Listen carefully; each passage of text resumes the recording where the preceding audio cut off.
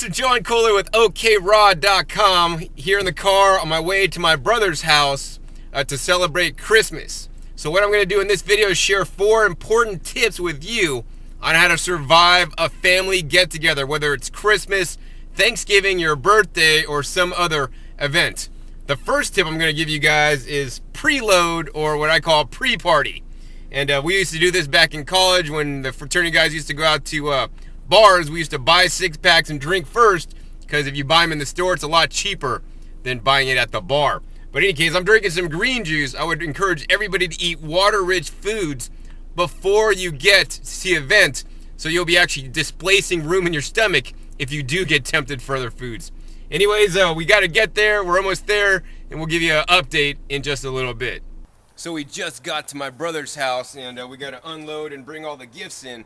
But besides bringing the gifts, this is probably the most important tip, is to bring food that you can eat. But also, guess what? Share it with everybody. Offer to bring a salad. Offer to bring a dessert. Offer to bring some drinks. And today we're going to show you what I brought. The first thing I brought was 100% fresh juiced, fresh squeezed pineapple juice. I like to call this pineapple mimosa. I have no idea what that is, but sounds cool. And this has only 100% pineapple juice and some sparkling spring water, so it'll make it kind of fizzy, kind of like a soda, and who doesn't like? I mean, this stuff is going to be so sweet, so delicious, and serve it in wine glasses actually make it look a lot classier. So that's the first thing I brought, to load people up on fresh fruits instead of alcoholic beverages or soda pop and other things that people may eat or drink at parties. Next thing I brought is right here. And this is a nice large salad. So once again, you want to bring a nice large salad, enough to share with everybody, but also enough for you to eat in case you choose not to eat what everybody else brought. In most cases, I end up eating what I brought. So this is a huge bowl. What we have in here is spiralized cucumbers, arugula from my garden, some mango and bell pepper blended up as the dressing, and cut up tomatoes on top. It's nice and simple, and the spiralized cucumbers make it kind of special. If you just chop cucumbers up, you know, it's going to be pretty plain, but spiralized makes like literally noodles out of cucumbers. You could also do that out of zucchini, but take some time to make a good recipe that everybody will enjoy, because maybe you'll turn them on to raw foods just simply by tasting the food. Anyways, we're running a little bit late, so let's get inside, and we'll give you tips 3 and 4 in just a little bit. Dinner has now been served, and here's tip number 3. I brought, of course, the sparkling pineapple juice, and along with it, people are drinking some champagne. So you could serve the sparkling pineapple juice in just the crystal glass, just like the champagne. Good.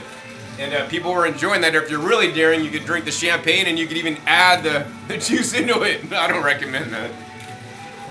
So definitely filling up on your liquids first before your meal is what I would recommend.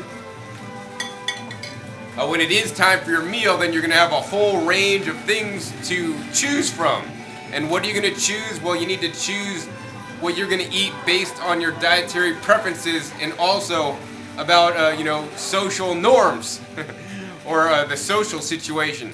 So some people choose and they want to fit in, which is more important to them than being rigid and unflexible on their diets. And I don't really have a problem with that. I'm kind of more rigid and flexible on my diet, and you could be either rigid and flexible, or you could be more like wanting to fit in and just eat a little bit of everything, or you could kind of be somewhere in the middle. So for example, a good thing to do if you weren't totally rigid with your diet would be to have a nice large part of salad, like 3/4 of your plate. And here is the cucumber, arugula, with the mango pepper dressing. And then you'd fill up most of your plate with that, and then have small servings of the other things on the table. Tonight, the other option is the frittata, mostly vegetable frittata. It is made with eggs, so it is could be considered a vegetarian cooked, but not vegan. The other thing that you want to think about is whatever your dietary lifestyle or path, whether it's vegetarian, vegan, or raw food is, you're going to have to make decisions on what you want to eat specifically. So if you're vegetarian, you might eat this. I mean, this is homemade, looks very healthy, but I'm not going to eat it because I choose not to eat these things. But if you do, there's nothing wrong with that. Once again, you want to eat most of the salad and the fresh stuff. But if you do, there's nothing wrong with that. Once again, you want to eat most of the salad and the fresh stuff and the raw stuff in a smaller servings of this. Also, we have some Rain Coast crisps in here. And of course, you could bring your raw crackers to serve and share with everybody. The other thing you might want to do also is bring a raw food dessert. I didn't bring one today, but raw food desserts are often hits actually with everybody, because some people might think, oh, what are you eating, like rabbit food? Well, I don't like to call it rabbit food. I like to just call it a salad. And but most people may not eat the salad, but most people will definitely indulge in the raw food dessert. So that will finish it up for tip number 3. To sum it up, bring something raw, eat mostly raw or all raw on your plate with smaller servings of all the other things to fit in if you feel the need. I just got finished with dinner, and you want to remember, always chew your food really well. 200 chews a mouthful, well, at least 50. But I always finish usually late after everybody else. But in any case, we're down to tip number 4, and tip number 4 is the most important tip. If you don't remember any of the other tips, you want to remember this tip for sure. So besides the food you're eating and your diet, the most important thing at a holiday event, get together, Christmas, or whatever holiday it is the people and the family that are here. So your friends and family and the people are the most important thing, not your diet. And you want to keep your diet a secret. I can't stress this enough. Don't talk about raw foods. Don't talk about the health things. Don't talk about being vegan, not eating meat. I mean, I made the grave mistake one time of going to a family get-together and trashing people for eating turkey. But you know what? That's fine. That's where they're at. That's not where I'm at. But that's where they're at, and I shouldn't be like that. I mean, I was younger and more immature then. So you want to, be the mature person and don't bring your diet, health, or anything up to the conversation, maybe unless you're asked about it. And then just, tread lightly. Don't, go off. Don't talk about stuff. There's a million things to talk about at a holiday event, especially when you're with family and friends, and some of which you may have not seen for a long time. Talk about the job, talk about the weather, talk about the economy, talk about your house, talk about what you like to do for fun, where you traveled last. I mean, something else, but not the diet and not about the food. So I just really want to drive that home to you guys.